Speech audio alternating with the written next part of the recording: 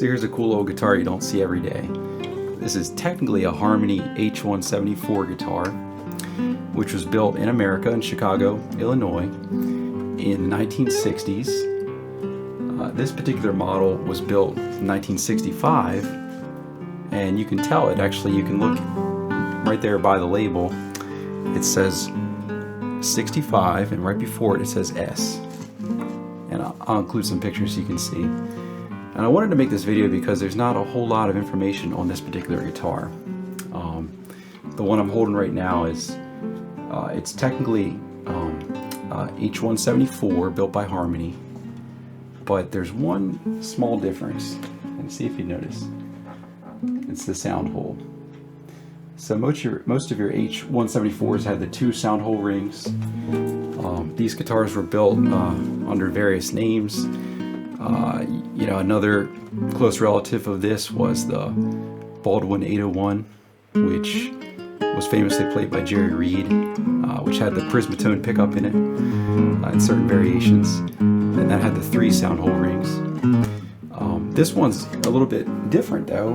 Like we said, it has the black and the white going around the rosette here, and if you kind of follow the different versions of this, there was also a guitar looked just like it, and it had this kind of rosette made by Vega, which it was a special edition. It was called the Vega Limelighter, and those were made around the same time period, like 1963 and 4, and you know, Harmony made guitars all the way up until the 70s, of course.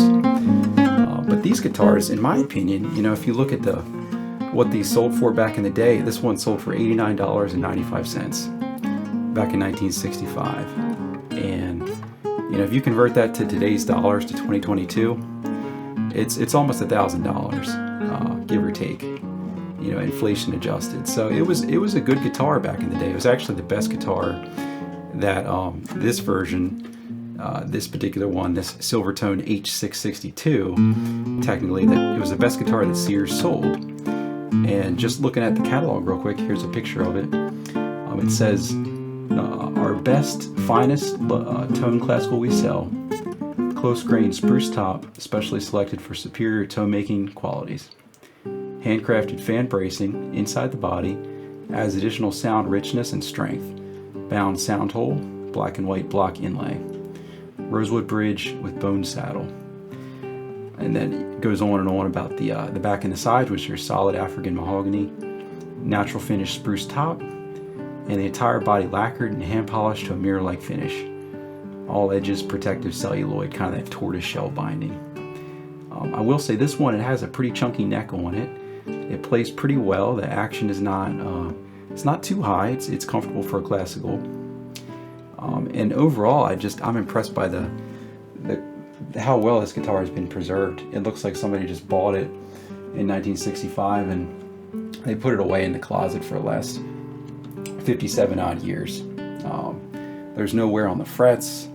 It's remarkable how there's no dings or anything on the headstock. You see a lot of these, and it's like all, you know, there's scratches everywhere in the headstock, and the tuners are bent. These tuners, I'm not sure.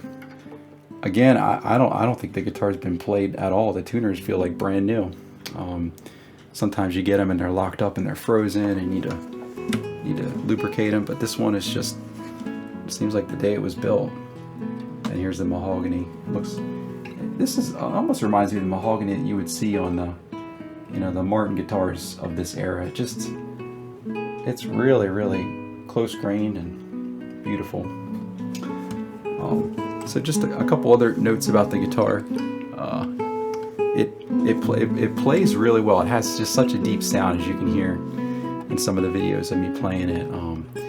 For a guitar that cost $89 back in 1965, and you can get today for a pretty fair deal out there. You can look online what they're going for now.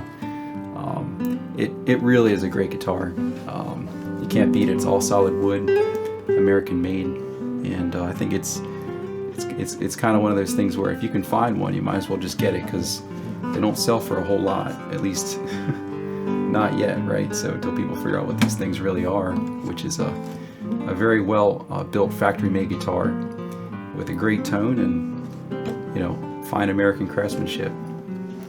So, hope that helps anyone else that's looking for more information on the Harmony H174, also known as the Silvertone H662, which was sold through Sears, I suppose, since Silvertone was their brand, and which has this slightly different rosette with the checkerboard, black and white sound hole ring on it. All right, have a great day.